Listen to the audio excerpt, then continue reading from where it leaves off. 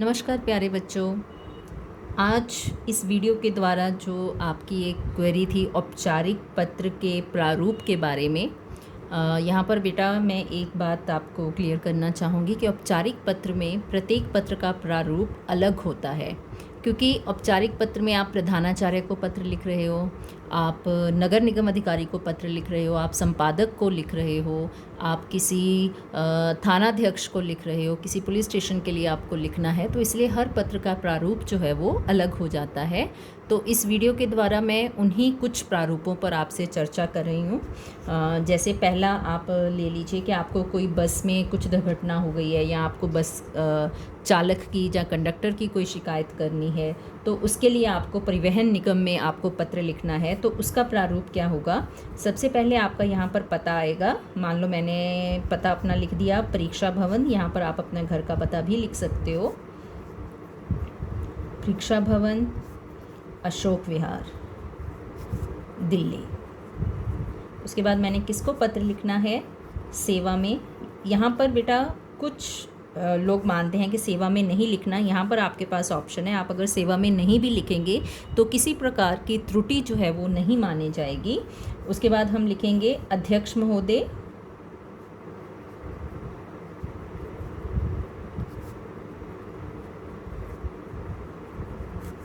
परिवहन निगम। हम दिल्ली में रहते हैं तो हम यहाँ पर दिल्ली लिख सकते हैं। अगर आप किसी और क्षेत्र में रहते हो तो आप वहाँ का लिख सकते हो, पंजाब, हरियाणा, बेंगलुरु, कहीं का भी आपका, जहाँ का भी आप, अगर ऊपर मेंशन है कोई, ऊपर किसी क्षेत्र के बारे में बात की गई है प्रश्न में, तो आप वहाँ का लिख सकते हो। उसके बाद बेटा आपका आएगा विषय।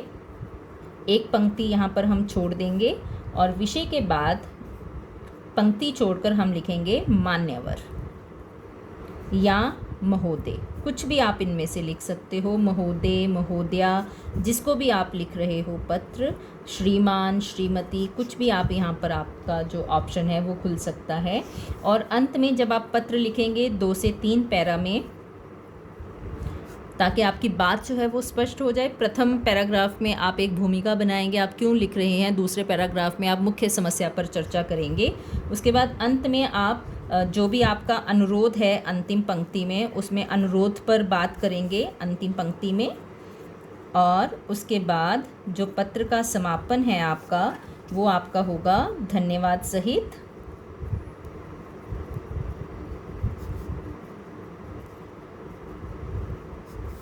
भवदीय। यहाँ पर आप अपना नाम लिख सकते हैं या आप क ख ग लिख कर भी छोड़ सकते हैं। भवदीय के साथ साथ एक, अगर आप एक नागरिक के रूप में लिख रहे हो तो आप लिख सकते हो एक जिम्मेदार नागरिक।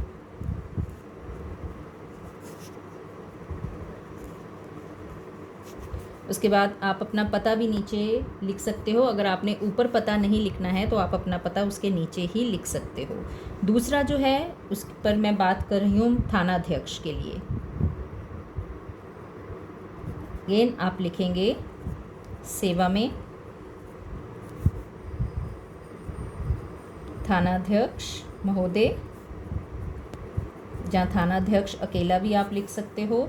क्षेत्र का नाम लिख सकते हो। मान लो यहाँ पर मैंने शास्त्री नगर लिख दिया। जिस क्षेत्र से आप संबंधित हो या जिस क्षेत्र को आप लिखना चाहते हो वो आप लिख सकते हो दिल्ली। और क्षेत्र का जो आपका कोड है वो भी आप यहाँ पर मेंशन कर सकते हो। अगेन वही बात आ जाएगी, विषय एक पंक्ति छोड़कर आपका जिसको आप लिख रहे हो उसका संबोधन, और अंत में अगेन भवदीय या भवदीय या जो भी आप यहाँ पर आप लिखना चाहते हैं, अपना नाम और आपका पता। तीसरा फॉर्मेट जो है बेटा वो मैं तीसरा जो है बेटा उस पर मैं बात कर रही हूँ आपसे दिल्ली नगर निगम अधिकारी को अगर आपने पत्र लिखना है। बाकी सारा कुछ सेम आएगा। आपका नीचे का जो अंत का पता है वो भी सेम आएगा, सिर्फ ऊपर की बात करती हूँ। उपायुक्त आप लिख सकते हो या नगर निगम अधिकारी लिख सकते हो।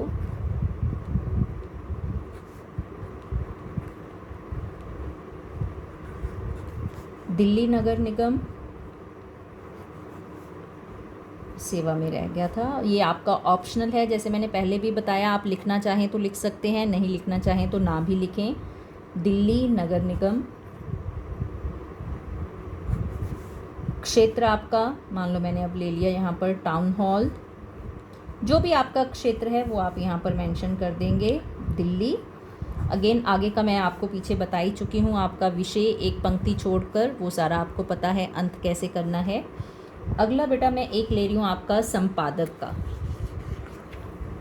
आपको किसी पत्रिका के संपादक को अगर लिखना है या न्यूज़पेपर के संपादक को लिखना है, यहाँ पर हम ले लेते हैं कोई समाचार पत्र जिसके संपादक को आपको लिखना है। आप शुरू करेंगे सेवा में, संपादक महोदय। जहाँ संपादक अकेला भी आप लिख सकते हो। मान लीजिए मैंने समाचार पत्र लिया दैनिक लोकवाणी या नव भारत टाइम्स, जो भी आप पत्र अगर ऊपर लिखा हुआ है जिस समाचार पत्र के बारे में, आप उसके बारे में लिख सकते हो। फरीदाबाद या नव भारत टाइम्स। दिल्ली आप लिख सकते हो, यहाँ पर मैंने मान लीजिए लिया नव भारत टाइम्स, दिल्ली। ठीक है, तो बाकी आगे का मैं आपको बता ही चुकी हूँ। एक हम ले लेते हैं, मान लीजिए हमने लिखना है पत्र जो है, जो एक क्वेरी आई थी कि अगर हमें किसी उसको लिखना है पुस्तक विक्रेता को, मान लो आपको लिखना है, आप कुछ पुस्तकें मंगवा रहे हो किसी पुस्तक विक्रेता से, उसका फॉर्मेट जो है वो क्या होगा। उसके लिए है आपका सेवा में प्रबंधक, कोई भी सुपरवाइज़र जो वहाँ पर हैंडल करता है उसके नाम हम लिख सकते हैं। ठीक है, उसके बाद मान लीजिए मैंने लिया राजधानी पुस्तक भंडार।